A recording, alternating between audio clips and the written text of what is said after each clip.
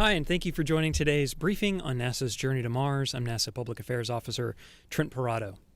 NASA's preparing for a very important milestone 2 days from now with the first flight test of the Orion spacecraft. Now, Orion's designed to carry astronauts farther than ever before, enabling future human missions deeper into space, including to an asteroid and to Mars. And Thursday's flight test will be an important next step in the development of that spacecraft. But it's also a critical next step for what we call NASA's journey to Mars. And we're here for an hour to talk a little bit more about the flight test in context and what the journey to Mars means. We have a new graphic that you'll be able to see today many times throughout this program, as well as on nasa.gov. In fact, it's the image of the day today on the home page. And you can also find it on social media and share it using the hashtag Journey to Mars. And we'd invite you to join the conversation there and help engage with us as we discuss the journey to Mars here. So we have a distinguished panel of experts here with us today to help better explain what the journey to Mars is, how NASA's science, human exploration, and technology are all working together to accomplish NASA's goals on Mars, but also help enable those future human missions to the Red Planet. Let me begin by introducing the guests we have here with us at NASA headquarters in Washington. To my left is Jason Cruzan. He is the director of the Advanced Exploration Systems Division of the Human Exploration and Operations Mission Directorate at NASA headquarters in Washington. Next to Jason, we have James Reuter. He is the Deputy Associate Administrator for Programs of the Space Technology Mission Directorate. And we have Jim Green. Jim is the Director of the Planetary Division of the Science Mission Directorate here at NASA headquarters in Washington. Now let me turn it over to my colleague Mike Curie. He's at the Kennedy Space Center in Florida, where we have some additional guests joining us to speak from there. Mike? Thank you, Trent. I'm pleased to introduce our panelists here in Florida. To my left is Mike Bolger, the Program Manager for the Ground Systems Development and Operations Program at Kennedy Space Center. And to his left, Chris Crumbly, Manager of the Space Launch System Spacecraft Payload Integration and Evolution at Marshall Space Flight Center in Huntsville, Alabama. Trent? Thanks very much, Mike. Okay, so we'll begin here at NASA headquarters with remarks first from Jason Cruzan. So I'm going to start a little bit about explaining how we get from through this entire journey to Mars. Obviously, today we're starting with a very active human spaceflight program in low Earth orbit with the International Space Station. But going from where we're at today with the space station to distances like Mars is extremely challenging. We describe this kind of period of going from what we call Earth-reliant to an Earth-independent phase, meaning building the various systems and capabilities we need to advance human spaceflight to these far-off destinations. So we build upon that heritage with our International Space Station, and today we're testing advanced technologies and environmental life support systems, the habitation systems that we have, various autonomy and time delay experiments, along with our very active human research program on the ISS. These are teaching us some of the fundamentals we need to learn about living in space for long durations. With this week's flight with Orion, we're now entering into the next phase of advancing our capabilities into what we call our proving ground activities. In this proving ground, we're going to move further from Earth into the cislunar space and orbit around the lunar distances and look at how do we advance the habitation that we need for deep space transits to Mars? How do we look at the propulsion systems and large-scale moving of objects and living in that environment that we have in deep space? And preparing things like how to do EVAs in deep space and the overall mission objectives that we would want to advance on the way to Mars. All of these will be building upon the fundamental capabilities that we need to take us to the distance of Mars and get us ready for not only the transit, but also the surface activities that would come with a Mars mission. I want to talk about specifically also about our asteroid redirect mission as well. This is another activity that will be coming in the future and how that may fold into our activities and capabilities that we need for Mars. With that, we're going to be advancing things like moving large objects in space, looking at how to do those EVAs in deep space, and then moving into next generation advanced propulsion systems like solar electric propulsion that James will talk about here in a second. But it's really critical as we move from this Earth-reliant phase to Earth-independent phase that we spend some time advancing those capabilities, get the confidence in those systems, and figure out how to operate in these extreme environments safely and reliably on the long transit to Mars. It's interesting to think about these distances that we have that we're coming on these kind of journeys. From the space station, we're mere hours from returning a crew safely to a hospital if we had an anomaly and such in space.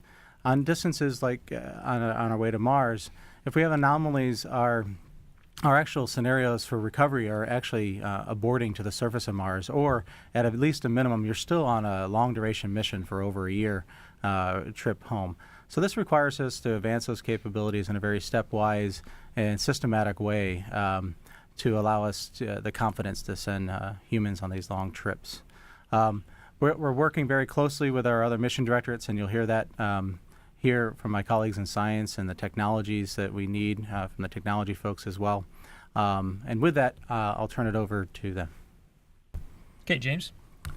Okay, as Jason alluded to, there's many technologies that are necessary if we're actually going to send humans to Mars. These technologies support those capabilities that Jason referred to. One of those is how do we get there and get back? If we tried to take everything that we need to live or to get down to the surface of Mars and get back up and get home, to do that with conventional rockets would require the vast amount of mass that you would take up into space to be the propellant to just get to and from Mars. And so in order to reduce that and make trips to Mars more affordable, one of the key technologies that we're working on is solar electric propulsion. Now, solar electric propulsion has been around for a while. We're actually using it on the Dawn mission. It's used on many commercial satellites today to do station keeping.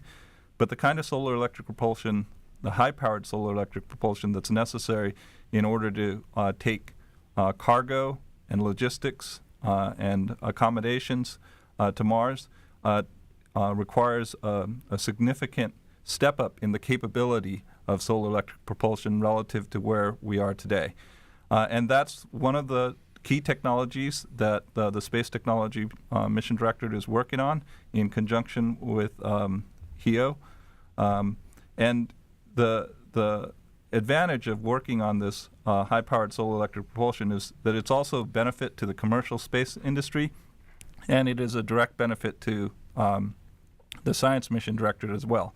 So all of these different elements within NASA and within the space enterprise are going to benefit from the efforts to work on solar electric propulsion, which you could see on the graphics on the bottom of the screen. That the graphic to the right is a Hall thruster, and then the ones to the left across the bottom are solar array panels that allow you to power up these Hall thrusters.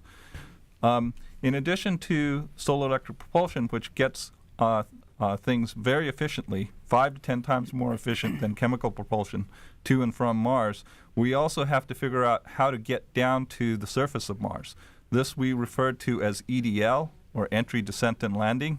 The technologies that we have to get to the Mars surface today are capable of putting something like the Curiosity spacecraft that Jim Green will be talking about shortly down to the surface, and that's about 1 metric ton or 1,000 kilograms down to the Mars surface. However, to do things much more large, much more significant in mass, such as putting a crewed capsule down to the surface of Mars, requires us to have EDL technologies that we do not have in hand today. And there are several different elements of this. Just like the Curiosity landing, you have to go through an entry phase where you have to use the atmosphere to slow yourself down, and then a propulsive descent stage and a final landing stage. All three elements require technology developments to be able to do human crewed missions to Mars, and the Space Technology Mission Directorate is working on those technologies today so that when we do eventually send our folks to Mars, or if science decides to go to larger payloads to the surface of Mars, we will have those technologies ready to go at that point. The last element that I was going to discuss is that in order to do deep space human missions, and in fact more capable science missions, we also have to work on the communications to and from our spacecraft. Today we use Ka band radio transmission to take information to and from Mars, and we could do about 20 megabytes per second as a maximum capability, and we need to be able to do 10 times or even 100 times that capability. That really is not currently feasible with standard radio transmissions, and so we're working on what's called laser communications or optical communications that will, for the same power level, allow us to do 10 times or even 100 times the bandwidth of communications.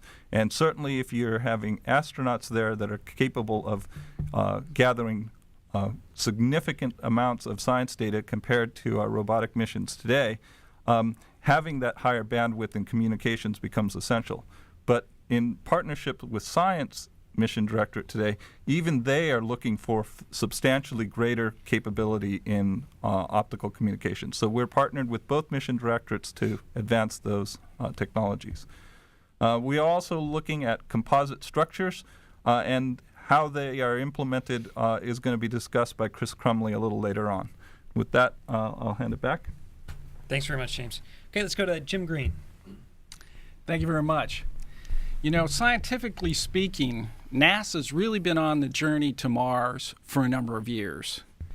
You know, we have a series of orbiters and 2 rovers that are currently very healthy that's on that surface. And I don't know if you've seen Mars lately, but it is truly a beautiful planet. It has fabulous vistas.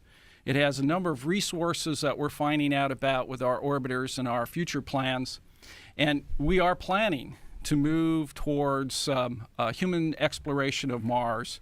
And these are essential scientific experiments that we have to perform and resources that we have to find. May we have the first graphic, please?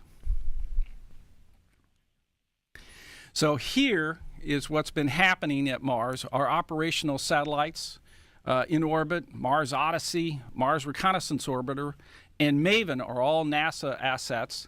But we also have international partners, such as the European Space Agency's Mars Express, and India has now joined the fray with their MOM mission, their Mars orbiting mission. On the surface, we have Opportunity and Curiosity that are making great progress scientifically and looking for resources and understanding the origin and evolution of the planet from a geological perspective and from an atmospheric perspective.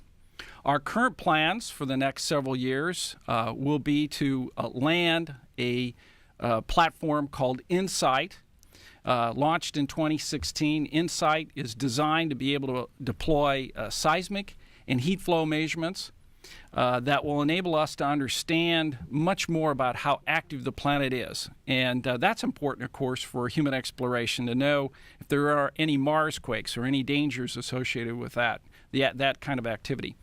In addition to that, we have partnership with the European Space Agency. They're leading the Trace Gas Orbiter, which will also be launched in 2016, looking for a variety of trace gases in the atmosphere, such as methane, which might lead us to an understanding of whether there is current life on Mars or not.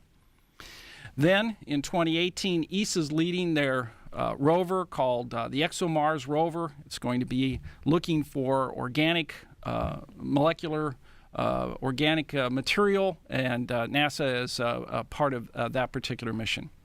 And finally, we're working hard right now on the science rover we call Mars 2020. We haven't named it yet beyond that. But Mars 2020 is just a highly capable rover. It's very similar in architecture to Curiosity in terms of how we will land it, but it has a completely different set of instruments. It has high-resolution cameras. It has make fine-scale mineralogy measurements, and it'll be able to core into the rocks and allow us to understand the detailed geological history of Mars and cache those rocks for potential return to the planet so that we can understand even more about it. In addition, Mars 2020 has some special instruments. It has an instrument from Spain, which is a detailed weather station. It also has a ground-penetrating radar from Norway, and those are important to understand the daily conditions on Mars, but also understand what the resources that might be tapped right underneath the rover, perhaps even finding aquifers if they exist in that location. In addition to that, we have our first major human exploration and space technology instrument that's going to be able to intake the CO2 from the Mars atmosphere and be able to extract oxygen out of it. This is an important resource, of course, for human exploration. We need to perform these tests at Mars to understand how they would operate.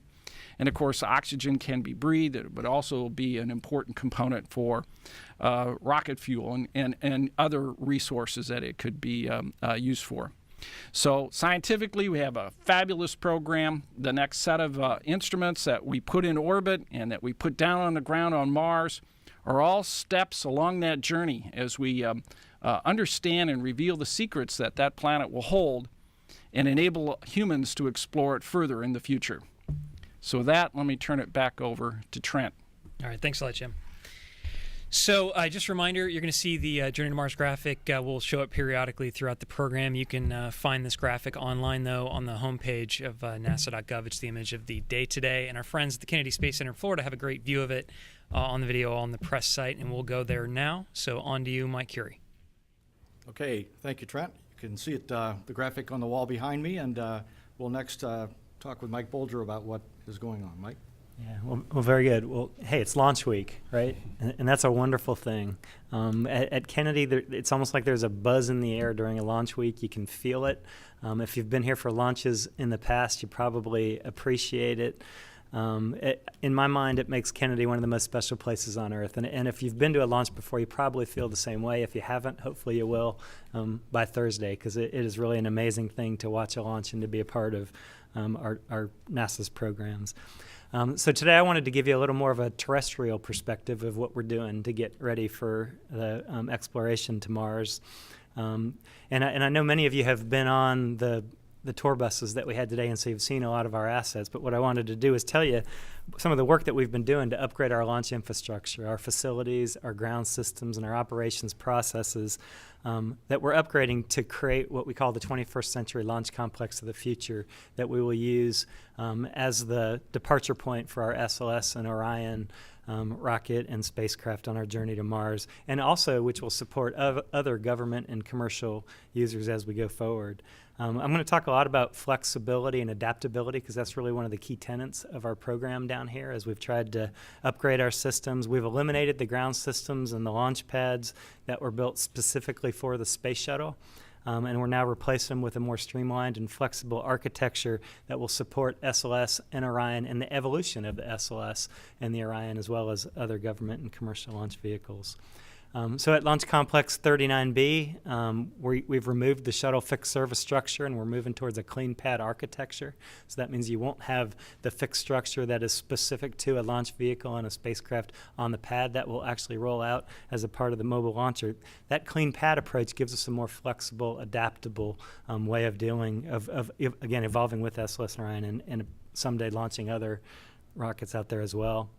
We've erected 3 500-foot tall lightning towers out at Pad B. We're implementing a new universal flame deflector and flame trench. We should award that contract this month. And if you drive by there, it's just a beehive of activity with other infrastructure upgrades. We're doing power mods. We're upgrading our environmental control system. We've refurbished our cryospheres. Really just a hub of activity going on out there.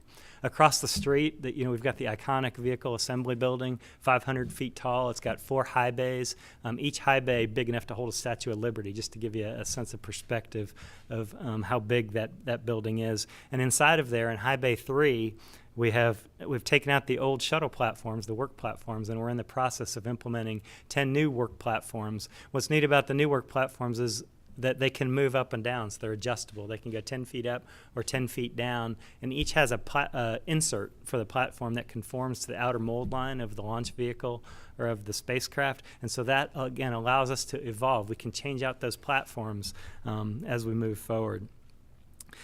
Other projects in the vehicle assembly building, we're taking out the old copper cabling and implementing fiber optics. We're a new FireX system. We're doing door refurbishment on the big doors on the sides of the VAB, and a lot of low voltage power mods, amongst many others. It's a 50-year-old facility, and we're really making sure that it will be pristine as we move forward with the new programs. In the Launch Control Center, which is right next to the vehicle assembly building, we've made a lot of changes to our firing rooms. Firing Room 1 is going to be the firing room that we use to process SLS and Orion. We've equipped it with new state-of-the-art computers, a new command and control system. We're in the process of working on the software. We're using an open architecture that will allow us to evolve and support the engineers who will sit in the firing room to do the processing and ultimately the launch countdown and the launch of the SLS and Orion.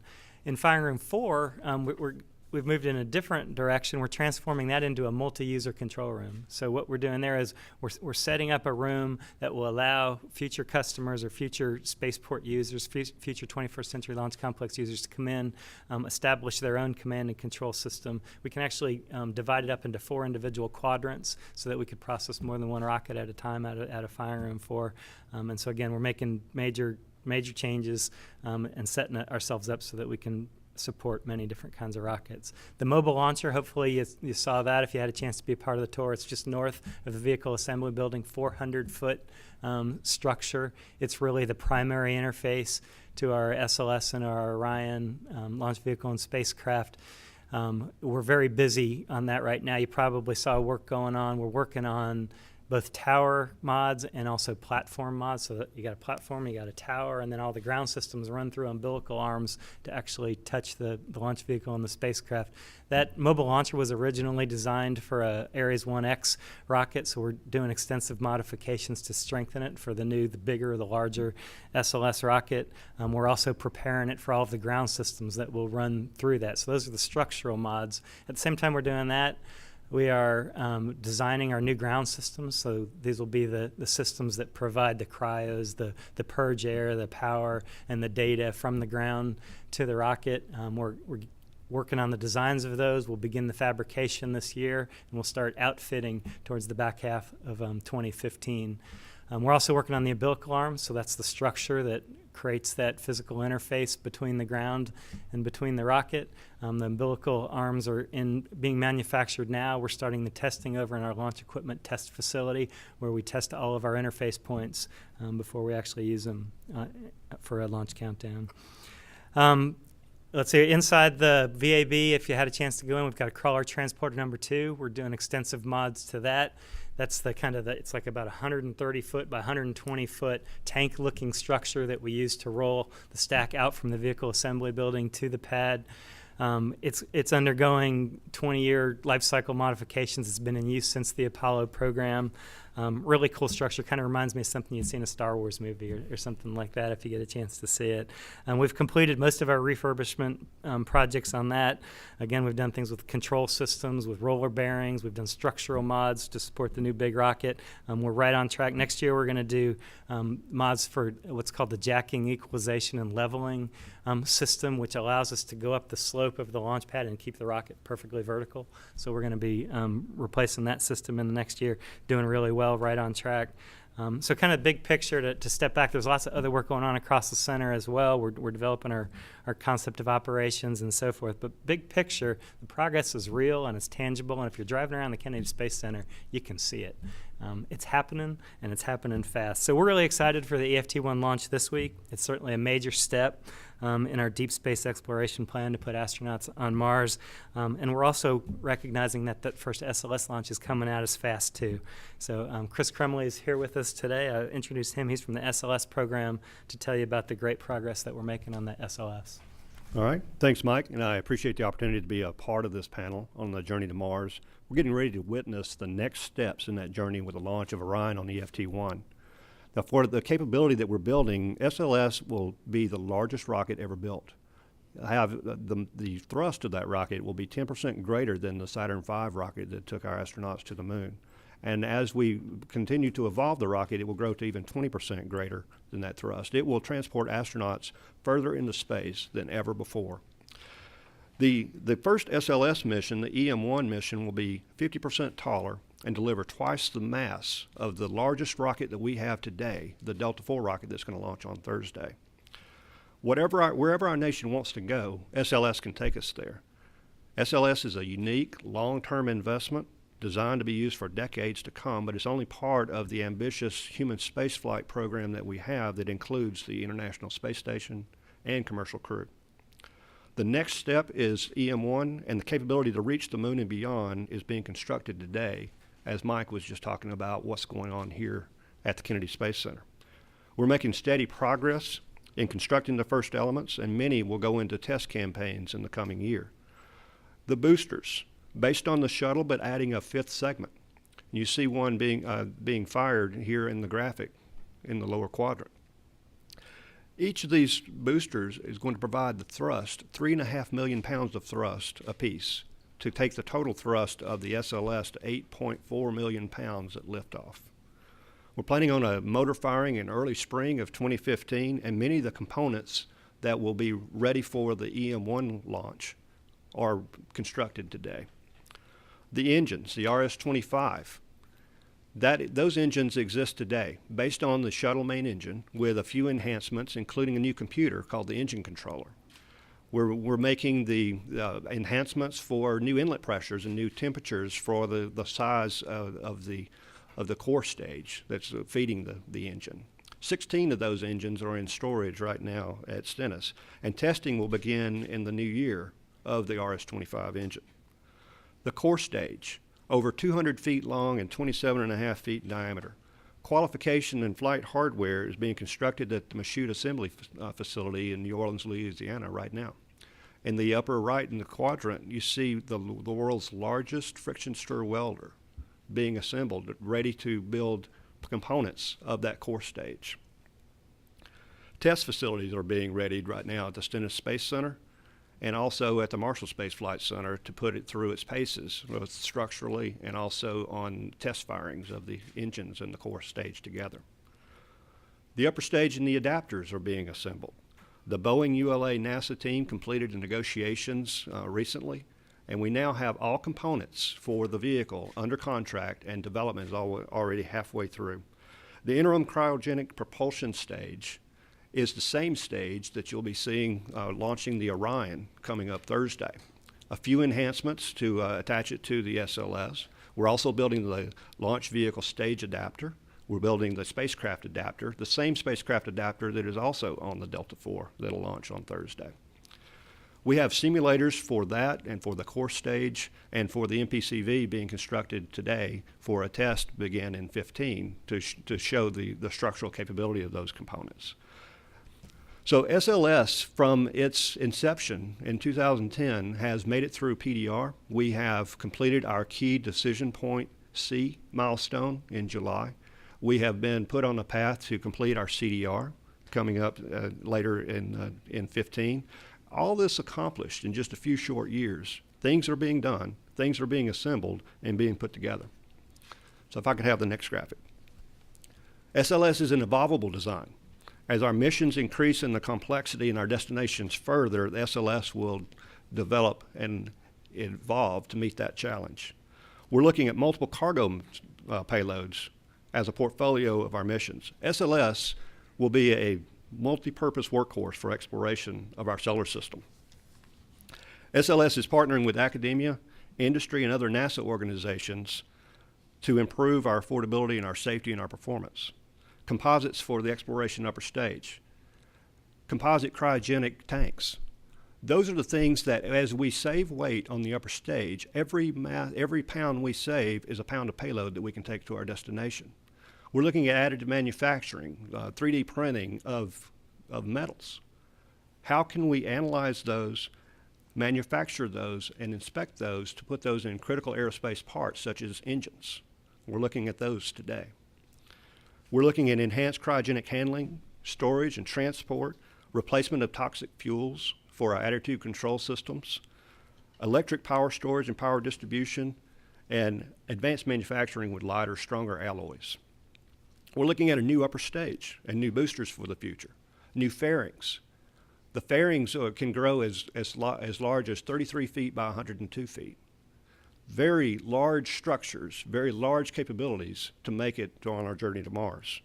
But these capabilities are being sized to meet the proving ground today and as we step forward into the journey to Mars. When we add the upper stage, we'll increase our payload capability 50%. When we add the advanced boosters, we'll increase our payload capability 85%.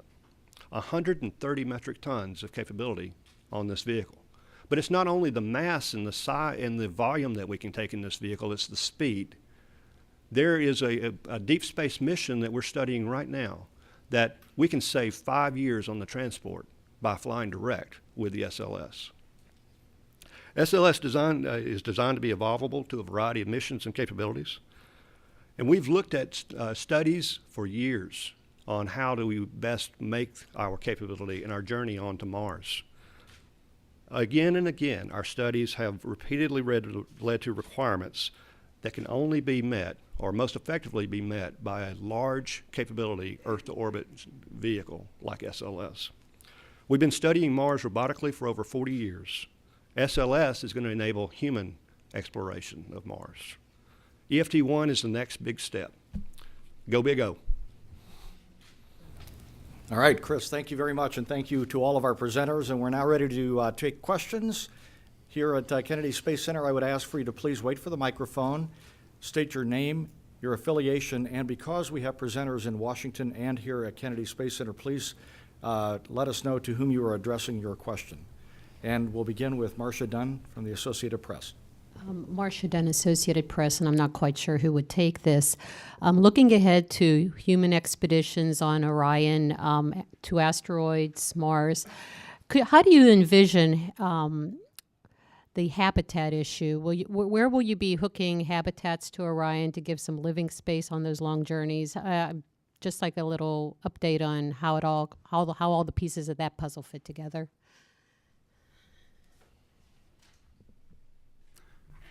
Yes.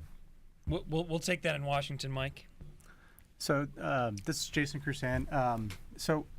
What we're looking at for habitation for the for Mars journeys and into deep space is we're looking at how do we build out the transit habitats that we need to take a crew from here to Mars distances, and how do we actually build the habitats that we'll use once we get there. So we have an activity called the Evolvable Mars Campaign, and it's an ongoing analysis activity on how we break apart the habitation challenges both for in transit and on the surface. And so we've been analyzing different options like pre-deployment of habitats ahead of time using the solar electric propulsion that James highlighted earlier, about placing the habitats in Mars orbit and or all the way to the surface of Mars, and then having a separate transit habitat just for the crew transportation that would actually be delivered via chemical transit in order to minimize the transfer time for the crew. And then utilizing a segment of that habitat actually for the return trip as well. So analyzing these options of like how do you take a habitation system and break it into modular components that are incrementally launched on aboard a series of SLS and Orion flights, assembled in cislunar space in this proving ground as we described it, first to test those activities and to further understanding of the systems that are in there, but with the intent then to take that system and take it as our transit vehicle stack that we use the crews to go all the way to Mars. So sizing of that habitation into a modular package and figuring out that incremental size that we need to get to the total volume and mass for all the logistics and the crew is where we're analyzing at this point. And we should have some results related to some of the habitation work early in the springtime. In parallel, we actually have an active procurement called the Next Step BAA. It's actually out for active bid right now.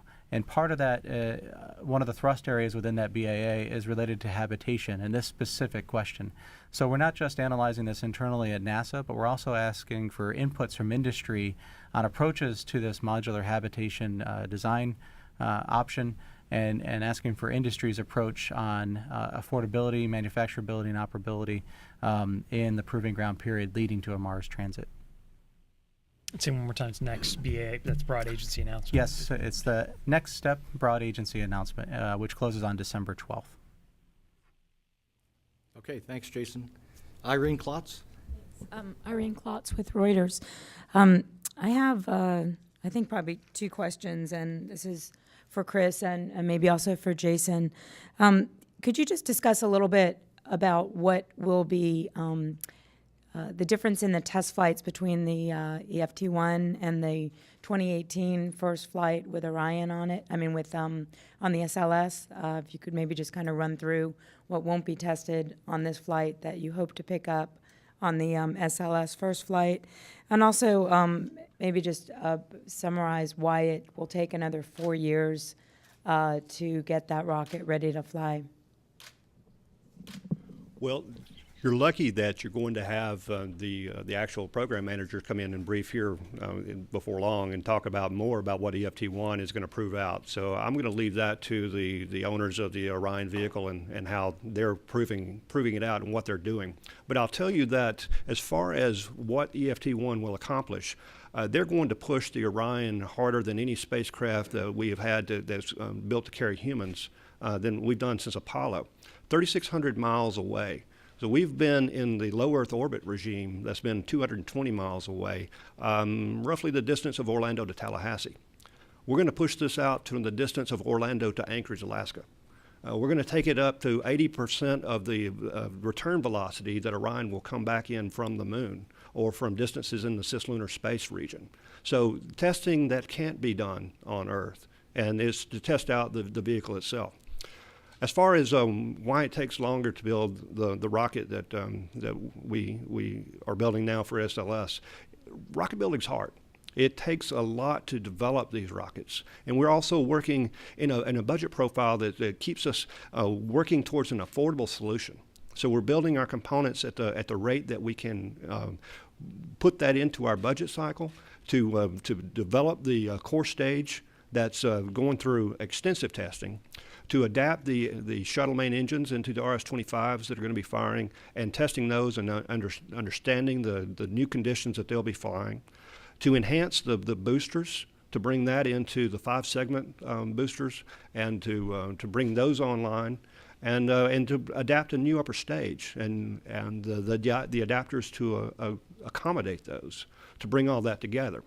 But when it does come together, it's over 2.5 times the thrust or the mass that we're delivering on the Delta IV flight on EFT-1, and we're able to carry the Orion vehicle and its systems out to cislunar space. Also, could you just clarify what the deep space mission is that would shave 5 years off its travel time with SLS? Is that the Europa mission? We are looking at the Europa Clipper. We're having a technical interchange meeting with that team here in Kennedy this week. Okay, a question over here. Thank you very much. Thank you. Scott Powers from the Orlando Sentinel. I think this question is for James Reuter. The technologies you talked about that are still a long ways from being fully developed, the EDL, the propellant and communications. Do you have a sense for what kind of timetables we're talking about to get those to the point where they'll be able to be used in manned missions? Sure. So each one is on a little bit different schedule, and they're essentially timed based on need. So as I alluded to, all of these technologies, each of these technologies, really services more than one specific need. For example, the high-powered solar electric propulsion, we're developing the technologies today. There are component technologies that go into high-powered solar electric propulsion, such as advanced solar arrays and advanced or higher power Hall thrusters. Both of those technologies are fairly mature today. They haven't been demonstrated in space in a large application. The first component that'll probably be ready would be the solar arrays in that case, and we anticipate that high-powered solar arrays that would enable high-powered solar electric propulsion will actually be on orbit operational by 2018. So it's really near term. It's at the point where we're building the actual flight hardware today, or starting to build the flight hardware for a demonstration mission. And that similarly, the Hall thrusters that go along with solar electric propulsion are not far behind. They would be ready in the 2018 to 2019 timeframe for a demonstration mission as well. If we move on to optical communications, we're testing optical communications in the 2018 and 2019 timeframe in the Earth area, it's the cislunar space area, specifically geostationary satellite, to show that we could relay optical comm to and from Earth and show high bandwidth communications that would be applicable to commercial satellite utilization, not just for deep space communications. That technology is going to also be find its way onto a science discovery mission that'll probably fly, what is it, Jim, in the Before 2022. Yeah, in 2021, 2022 timeframe. And that's where we will actually test out and demo the deep space capability in deep space optical communications. If you look at the EDL technologies, certainly simply increasing the entry, descent, and landing capability relative to Curiosity or the Mars 2020 mission can happen by the mid-2020 timeframe to get all the way to the point where we have able to put, let's say, 10 metric tons, 10 times what we can do today, to the surface or greater, which is what's really required for a human mission, is probably gonna take till about the beginning of 2030 before we have all those technologies in hand, ready to go at that scale. And that means that they're fully demonstrated and ready for that kind of mission. So each one of these technologies is on a different time slot, but that's because the demand for those technologies in some cases have near-term applications besides being used for a human exploration mission to Mars. Let's take a question from Ken Kramer, then we'll go to the phone bridge, and then Dan Billow is next up at the rear of the room. Ken? Hi, Ken Kramer for Universe Today and America Space. I have two questions. Let me ask the first one first. For Jim Green, please, can you give us an update on what Curiosity is doing right now? I believe it recently took a sample and fed it into the SAM and Chemin ovens there. I wonder what we have found there, and if anything there could be applicable to humans on Mars. My pleasure, Ken. Currently, what's happening is Curiosity, as you know, is at the base of Mount Sharp. It's starting to interrogate that area. It has now started a completely new scenario in terms of its exploration. It's charted a path, probably more than 30, 40 meters. It's gone up that path, done a little survey along the way, come back, and now it's indeed interrogating certain locations. And as you point out, it's already ingested some of the material, or is in the process of ingesting some of the material that it is decided is the best of that particular area. Those results are currently going on. The scientists are analyzing those, and although that knowledge has not come out yet, some of that may be discussed at the upcoming meeting in San Francisco of the AGU, the American Geophysical Union, which has a major part of planetary science in addition to Earth science and many of the other fields. We have 2 press conferences planned about Curiosity's results at AGU, so I would encourage you, Ken, to be there, or at least listen in when they're given. Okay, thank you, Jim. Other question I have might be for you or for someone else, and also a follow-up to what Irene was asking. You talked a little bit about SLS launch in Europa. I wonder if there are some other science missions that we could use the SLS for, and what your thinking is about that. Thank you. Yeah, I'd like to take that one. Indeed, the concept of going direct to the outer planets, and as was discussed earlier, the Europa mission is one we're looking at right now and considering the feasibility of that. Versus ping-ponging to get gravitational assist in the inner part of the solar system is really a revolution in planetary science. It completely opens up the outer part of our solar system. It enables our scientists to be able to plan a series of missions and get rapid access to places like Uranus or Neptune, and perhaps even beyond. As we study the outer parts of our solar system, we also see habitable regions around these giant planets. The satellites are very diverse, and of course our understanding of those is pretty meager, based primarily on ground-based observations and of course the Voyager flybys on some of the outer planets. So there's a huge scientific interest to be able to get to the outer planets more quickly than an 8 to 10 year event that would occur if we had to do gravitational assists in the inner part of the solar system. So as you go through the planetary decadal, you know that there are several missions that do indeed want to go back to the outer planets, such as going to the moon of Saturn called Enceladus, such as going to Uranus, which is a big ice giant. It's very different, actually, in its makeup than Jupiter and Saturn. And we're seeing a lot of storms that are occurring in these outer planets. So it's an exciting time for planetary science, and the SLS could really open up that field. Alan Boyle from NBC News is standing by on the phone bridge. Alan? Hello, can you hear me? Loud and clear. We hear you. Go ahead, Alan. Okay. I had a question. I don't know who this would be for, but it has to do with the tempo of missions once Orion and SLS go into the operational phase.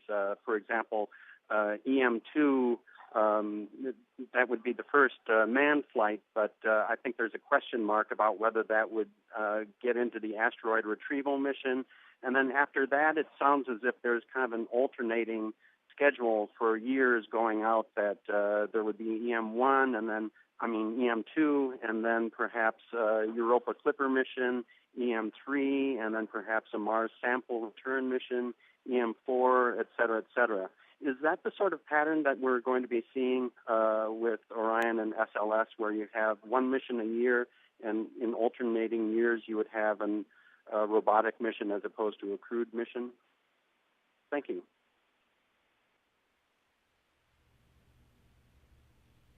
Kruzan, and I'll take this question. Yes, you alluded to starting in EM2. We do intend at that point to start on a yearly cadence on SLS and Orion. And the actual specifics of order and such that we'll do are really based on findings and advancement of these capabilities that we're going to achieve.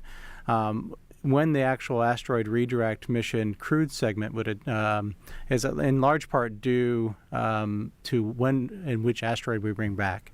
And the timing of that will fall into whatever EM mission that aligns best with when that asteroid will be prepared for us and be ready and achievable in cislunar space. But starting in 2020 on a yearly cadence, looking at that yearly cadence to fly on a routine basis and to keep on advancing in this proving arm period, the capabilities of SLS and Orion, combined with the capabilities that were asked about earlier related to habitation, deep space, EVA activities, and all the other capabilities we need in addition to those for trips to Mars. And interspersed with that, when science missions and robotic missions also need SLS, that's an additional capacity that could be utilized by them for the timings of their missions. And actually, to lay those out as a concrete sequence at this point in time is premature, because a lot of this is based on how do these advancements go, the budget realities and decisions on these various missions over a period of time. We do have it fully analyzed of the series of capabilities that we want to advance. And you can think about it as a menu of things that we know we need to do, and we'll sequence those in logical order through a regular cadence of EM missions in the 2020s, starting with the first flight. We have time for one more question here. Dan? Yeah, Dan Billow at WESH-TV. I think this would be for Mr. Cruzan. How much are we spending every year to get to Mars? What part of NASA's budget is that? And is that enough to get there within 20 years or so? Yeah, so I'd point you to our current budget information that's available on nasa.gov for our overall human spaceflight endeavors. Again, we're building capabilities that have a wide variety of application. So things like SLS and Orion are fundamental technologies that we need not only for human spaceflight, but enabling in commercial sector and our science mission directorates. So to separate out exactly what is for the specific purpose of humans to Mars is rather difficult. But rather you could look at the amount of money we're spending on various capabilities and advancing those capabilities to be ready for missions to make that advancement. But the budget specifics are all available on nasa.gov. Okay, Jason, thank you. And that is all the time we have for questions here at Kennedy. So Trent Parada, we will turn things back to you at NASA headquarters in Washington, D.C. Thank you. All right, thank you very much, Mike and Mike and Chris. We appreciate your help from down there. So I'd be remiss in a Mars briefing not to take the opportunity to at least introduce our brand new Mars Exploration Program Director right here at NASA headquarters in Washington. So let me turn over the microphone here to Mr. Jim Watson, our new Mars Exploration Program Director. Jim? Thank you, Trent. I'm really excited to be here today to join NASA's journey to Mars and to help be able to participate in shaping that program through the science and technology that we do in the Mars Exploration Program. The previous successes of the program have really placed the bar high, but there's still so much more to do in setting the pathway for future human exploration. I'm eager to get started, and I look forward in the coming months to get out in the community and start interacting with the broader team. Thank you. All right, thank you so much, Jim. Much appreciated. So stay tuned to NASA TV here. We have an Orion flight test status and overview briefing coming up next. We, of course, invite you to follow our work on Mars now, as well as our human exploration endeavors as we push farther into the solar system toward eventual human missions to Mars. And you can, of course, find the latest always at nasa.gov. Follow the hashtag Journey to Mars as well. I want to thank our speakers here in Washington and those at the Kennedy Space Center for joining us today. Thank you for joining. We'll see you next time, and go Orion.